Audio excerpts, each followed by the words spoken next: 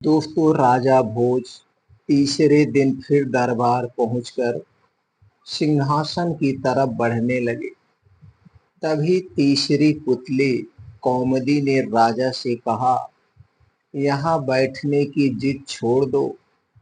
इस पर सिर्फ राजा विक्रमादित्य जैसा गुणवान ही बैठ सकता है।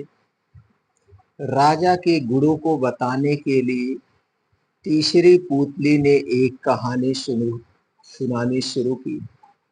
एक दिन राजा विक्रमादित्य अपने कमरे में सो रहे थे। आधी रात में उन्हें सोने की आवाज सुनाई दी। इस आवाज को सुनकर राजा बाहर निकले।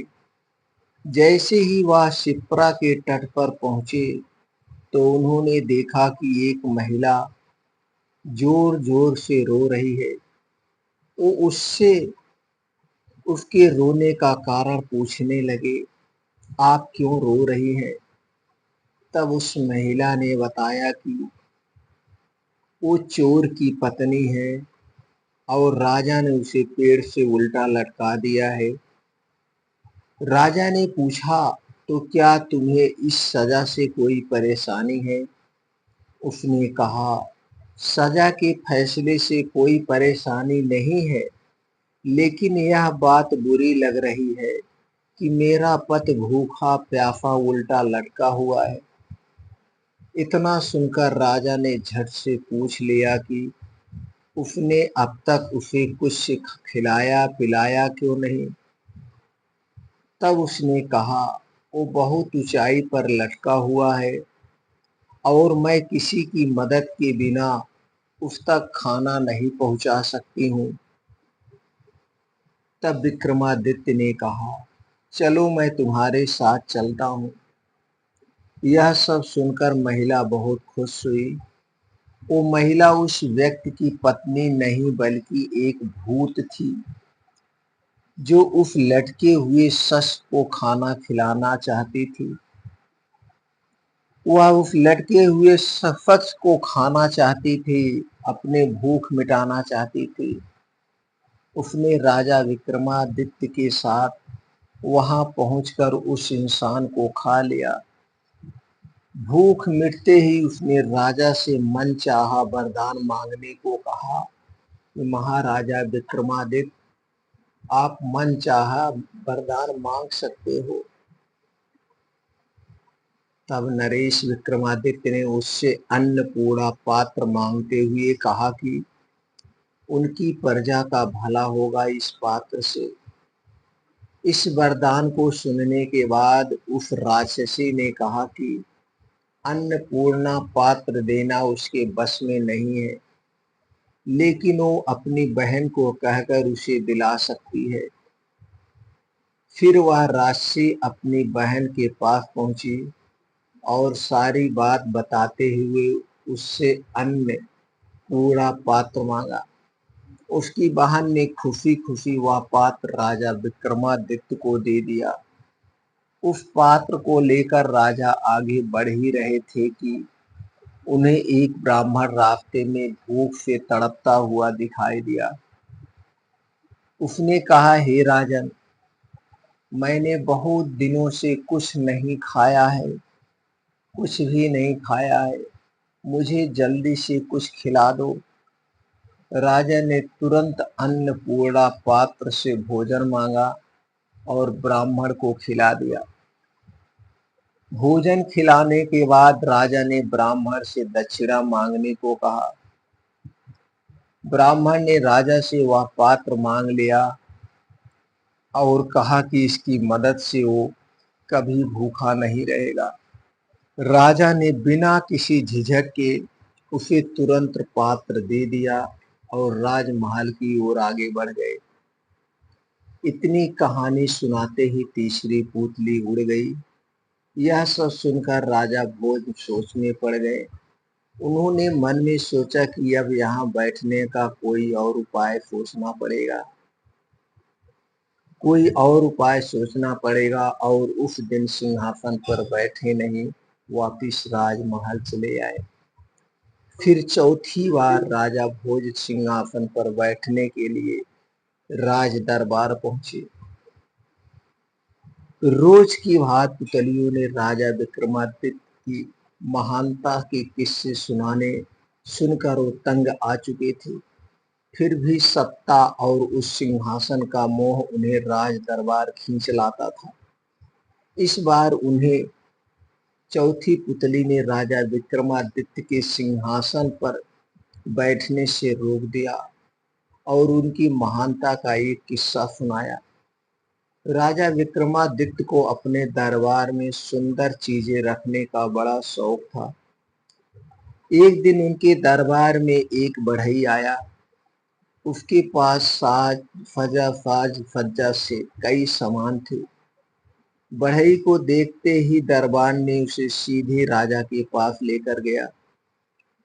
राजा विक्रमादित्य ने उसे देखकर पूछा, क्या आपके पास ऐसा कुछ है जो इस महल की शोभा बन सके या फिर हमारे काम आ सके? ऐसा कोई चीज आपके पास है? बढ़ई ने कहा, महाराज, सामान तो बहुत है, लेकिन आपके लायक मुझे यह काठ का घोड़ा लगता है। राजा ने दूर से उसे देखा तो वह लकड़ी का घोड़ा नहीं, असली घोड़ा लग रहा था। कुछ देर सोचने के बाद विक्रमादित्य ने बढ़ई से पूछा, जरा इसकी खूबियां तो बताओ। उनके सवाल के जवाब में बढ़ई ने कहा, हे राजन, आप इसे देख ही चुके हैं। इसे कुछ ऐसा बनाया गया है कि यह असली घोड़ा लगता है। साथ ही इस पर कोई सवार हो जाए तो यह इतनी तेज दौड़ता है कि व्यक्ति हवा से बात करने लगे। इसे ना कुछ खाने की जरूरत पड़ती है और ना किसी तरह के देखभाल की।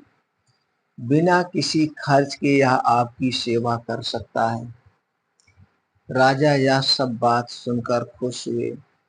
उन्होंने बढ़ई से उस काठ के घोड़े की कीमत पूछी। बढ़ई ने कहा, देखिए महाराज, आपसे क्या छुपाना है। मेरे पूरे जीवन की मेहनत इस काठ के घोड़े में ही लगी है बनाने में। इसे बेचने की कीमत मैं कैसे लगाऊं? आप जान ही गए होंगे कि मैंने अपनी पूरी जिंदगी इसे बनाने में दी है।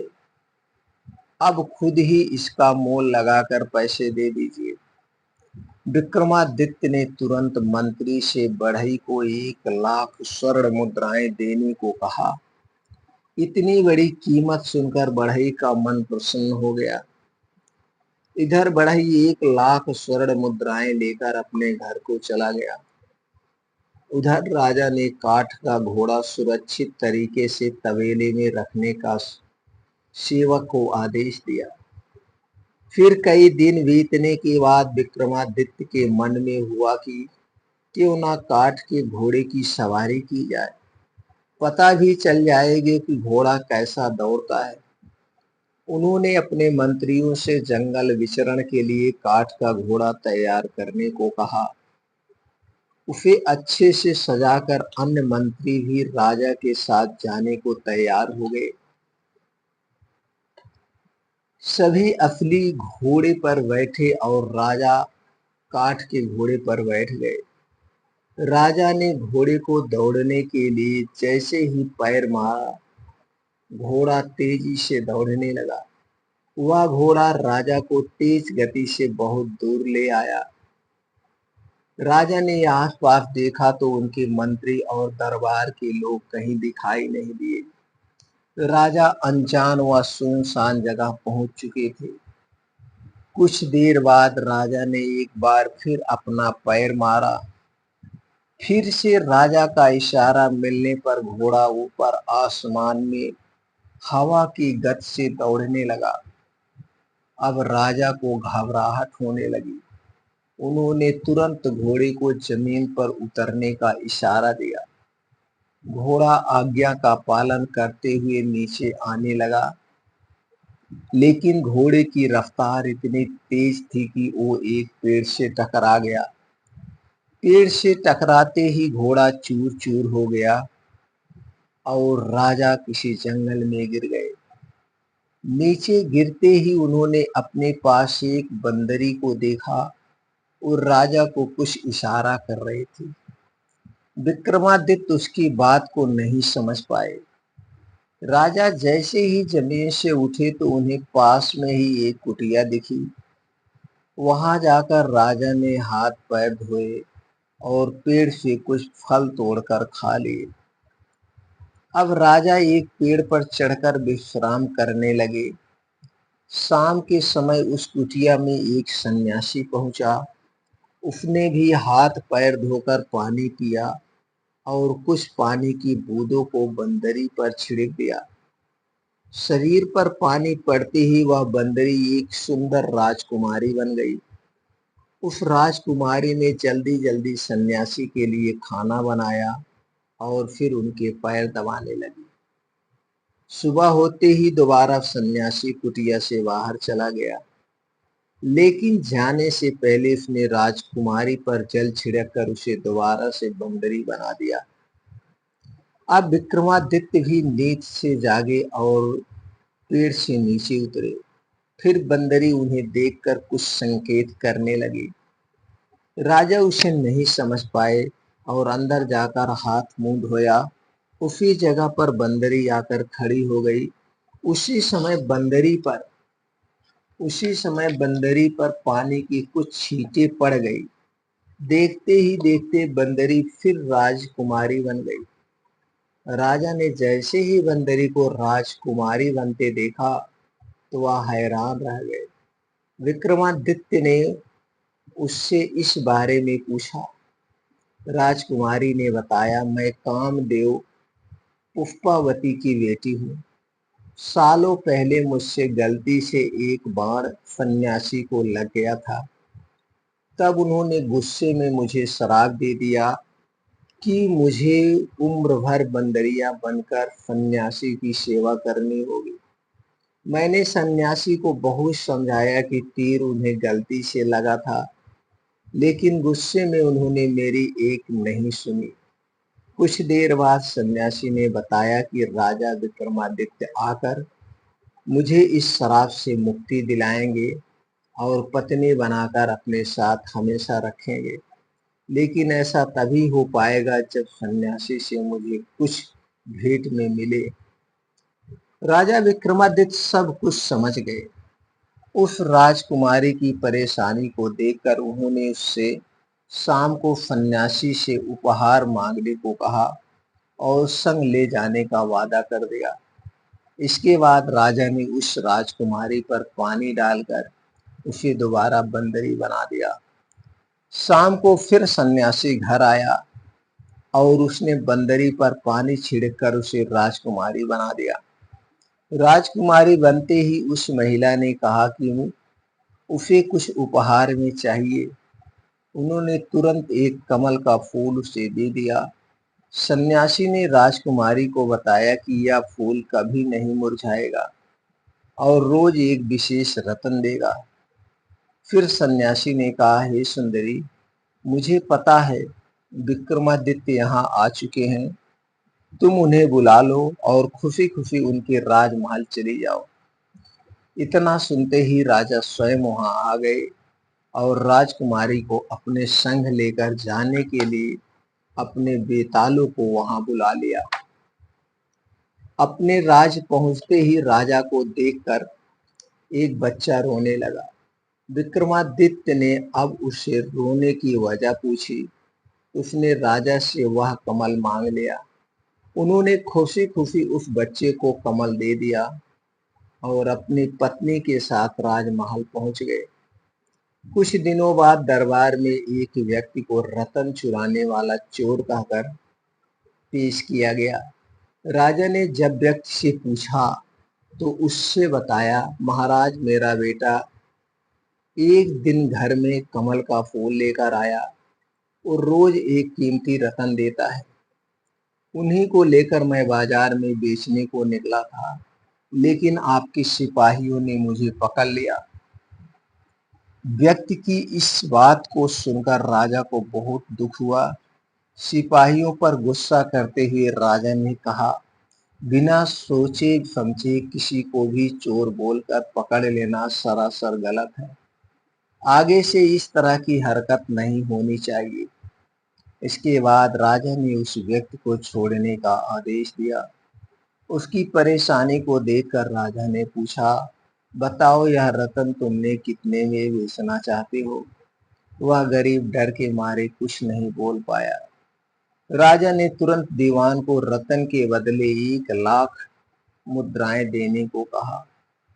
इतना सुनते ही इतना सुनते ही चौथी पुतली पुष्पवती ने कहा, राजा को इतना महान और दानी होना चाहिए। क्या ये सब गुण तुम में है? बताओ। अगर ये गुण है तभी इस सिंहासन पर बैठना, वरना नहीं। इतना कहकर वह पुतली विक्रमादित्य के सिंहासन से उड़ गई। दोस्तों, फिर मिलते हैं अगले भाग में।